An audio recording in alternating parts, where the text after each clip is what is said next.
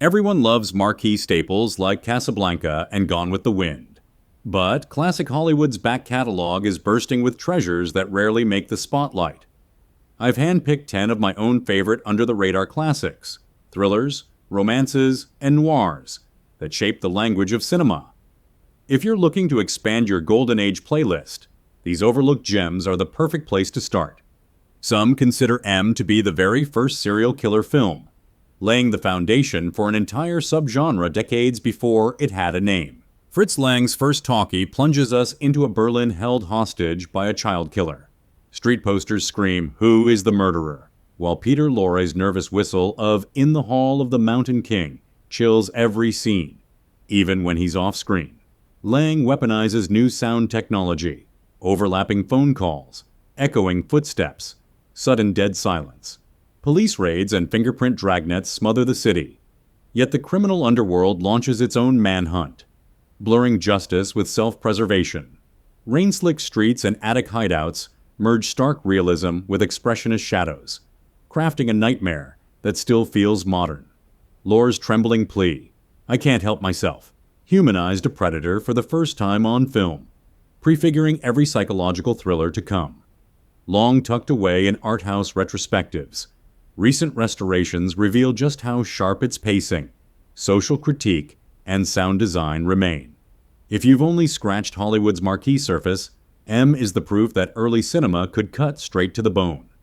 Neon bleeds across Broadway, and gossip is lethal currency in 1957's sweet smell of success. Burt Lancaster's J.J. Hunsaker, America's most feared columnist, rules Manhattan from a smoke-filled restaurant booth. One line in his nightly column can crown a star, or end a career, and he knows it. Enter Sidney Falco, Tony Curtis at his slimiest, hustling to plant a smear on Hunsaker's sister's jazz player boyfriend. Clifford Odets' crackling dialogue hits like hot wiring. "Match me, Sidney." Every exchange is a knife fight in syllables. Director Alexander McKendrick shoots the city as a nocturnal jungle. Telephone wires coil like snares. Saxophones wail from cellar nightclubs. And the air hums with ambition gone sour. Lancaster's cold stare and Curtis's flop sweat desperation expose how media power corrodes everything it touches. Art, romance, even family loyalty. Critics admired the craft, but flinched at the cynicism, and the film tanked at the box office, buried beneath sunnier studio fare. Today, its brutal portrait of clout and clickbait feels prophetic. For anyone tracking how influence really works, this is the noir that names the price of fame and dares you to pay it.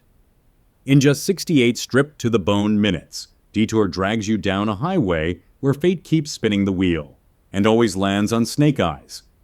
Al Roberts, a broke nightclub pianist hitching west to join his fiancée, accepts a ride from a flashy gambler and soon finds himself beside a corpse on a desert back road. Panicked, he assumes the dead man's identity, but destiny isn't fooled. Enter Vera. Anne Savage delivers one of cinema's fiercest femmes fatales, rasping blackmail threats from the shadows of a dingy motel room. Edgar Ulmer's Poverty Row budget forces raw creativity. Passing headlights slash faces in half. Rain batters a roadside diner like cosmic judgment. Al's fatalism becomes the film's narrator. Fate, or some mysterious force, can put the finger on you or me for no good reason at all. Each choice tightens the trap, proving that innocence means nothing once the wrong detour is taken.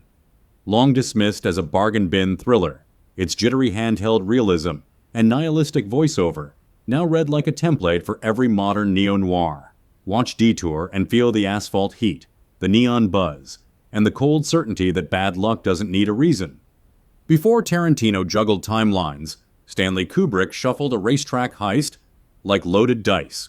The Killing tracks a 5-man plot to rob $2 million from a betting window, replaying the same tense afternoon from intersecting angles. The inside man with the key, the crooked cop guarding the locker, the sniper who pops the favorite horse, the brute who starts a bar fight on cue. Sterling Hayden anchors it as Johnny Clay, a career crook promising one last job before marriage, words that hang heavier each time the clock rewinds. Kubrick's deep focus frames cram low ceilings, fluorescent glare, and sweating faces into a pressure cooker. Composer Gerald Fried's drums pound like hooves down the stretch. Audiences ignored it. United Artists marketed the film as a cheap crime programmer, and censors bristled at its frank violence, so it never joined Double Indemnity or The Maltese Falcon in the noir pantheon. Yet its non-linear jigsaw and ruthlessly ironic ending, a burst suitcase, money dancing across a windy runway, shaped every caper film to come. From Reservoir Dogs to Logan Lucky, Kubrick was only 28, already dissecting fate with a surgeon's detachment. Plans look perfect on paper until the smallest variable. An anxious poodle, a jealous wife, blows the whole score to confetti. Watch The Killing and learn the hard lesson every mastermind forgets. Timing is everything, but chance gets the last laugh. In The Night of the Hunter, Robert Mitchum plays Reverend Harry Powell, a killer draped in scripture and stitched with menace, love, and hate tattooed across his knuckles, like a sermon carved into skin. Charles Laughton's only film as director feels like a cracked fairy tale told through German expressionism. Crooked houses, stark silhouettes, and shadow play that devours half the frame. Mitchum's performance is both hypnotic and horrifying. He's a wolf in preacher's clothing, stalking innocence with eerie calm. The film flopped in 1955, too strange and stylized for mid-century tastes, and Laughton never directed again. But time caught up. Today it reads like a dark hymn, echoed in Cape Fear, Blue Velvet, and There Will Be Blood. Few films dare to be this visually bold, morally unsettling, or lyrically violent. The Night of the Hunter doesn't whisper its warning. It sings it like a lullaby laced with poison. Two strangers meet in a railway club car, swap idle fantasies about murder. Then one of them decides the deal is real. Alfred Hitchcock strips the premise down to pure tension. Tennis star Guy Haines is just trying to divorce politely. Bruno Anthony, with his silky voice and reptilian gaze, wants his father dead. Bruno murders first and expects payment in kind. From the carousel's dizzy climax to that cross-cut tennis match where Guy volleys in real time against a ticking alibi, Hitchcock weaponizes geometry, crisscross tracks, intersecting shadows, a lighter engraved with entwined initials. Yet for all its showmanship, the film often gets lost between Rebecca and Rear Window in essential Hitchcock lists, maybe because it lacks a single marquee star.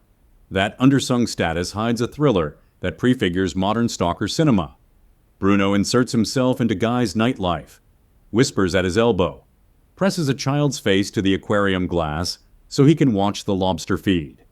Morality blurs the moment Guy realizes silent complicity is nearly as damning as action.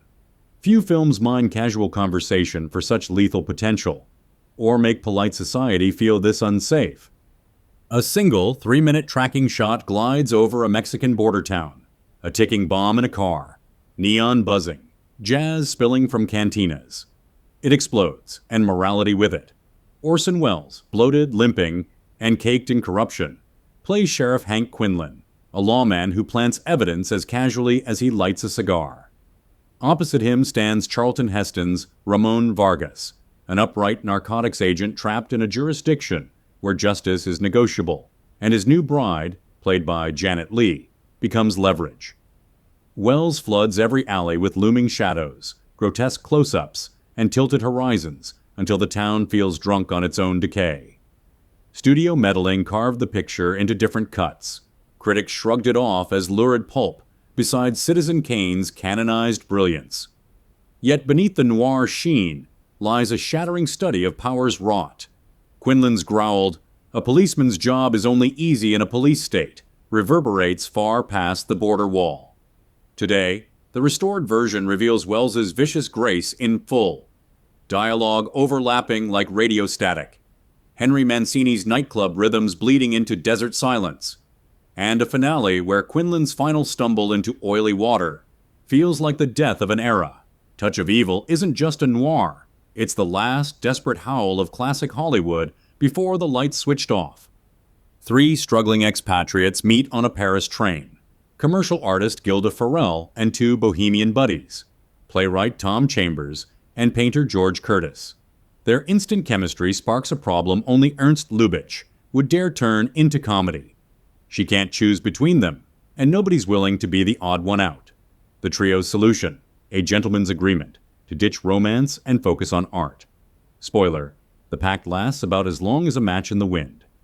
Lubitsch adapts Noel Coward's stage play with champagne dry wit, swapping Coward's brittle repartee for breezy innuendo.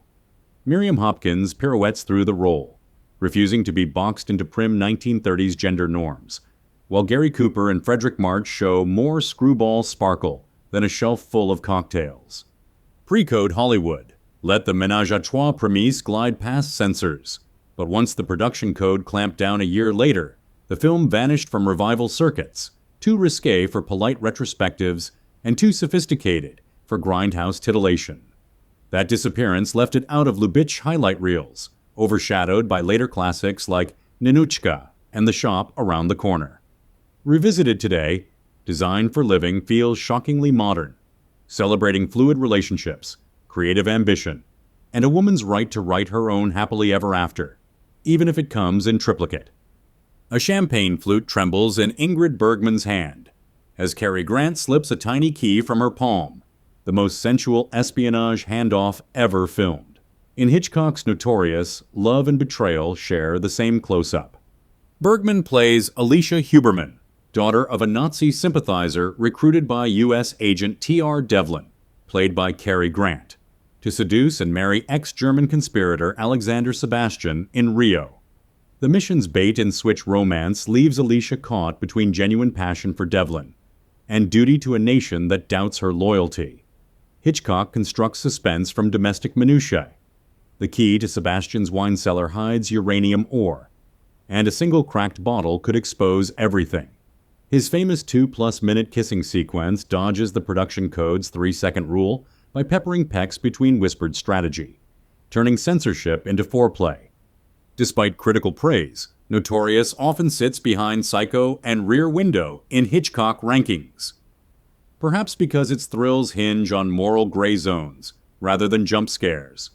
Yet few films fuse spycraft, romance, and psychological damage this seamlessly. The film's slow-burn paranoia feels timeless. Sometimes the greatest danger isn't the enemy across the table, but the doubt in the eyes of the person you love. Post-war Vienna is a ravaged chessboard of black markets and broken alliances. In 1949's The Third Man. Arriving to meet old friend Harry Lime, pulp novelist Holly Martins finds a funeral and a city divided into allied zones, each casting its own shadow. Carol Reed shoots the ruins like tilted tombstones, bombed facades split by jaunty Dutch angles that warn nothing is upright anymore. Anton Karas's lone zither score plucks a nervous waltz through every chase and back alley deal, turning suspense into a bittersweet earworm. When Orson Welles finally steps from a dark doorway and cracks that feline grin. In Switzerland, they had brotherly love and 500 years of democracy and peace. And what did that produce? The Cuckoo Clock. His Harry Lime hijacks the movie, yet appears for barely 10 minutes. Critics adore it. But mainstream classic film lists still treat The Third Man as that artsy British thriller, overshadowed by Hollywood noirs. Its greatness isn't just Lime's sewer escape. It's the moral sinkhole into which naive Holly slowly slides, realizing friendship can rot faster than penicillin on the black market. The final tree-lined walk. No music, no dialogue, just quiet judgment, still lands like a verdict. If you think old movies can't surprise you, follow that zither into the shadows and see how far the ground falls away.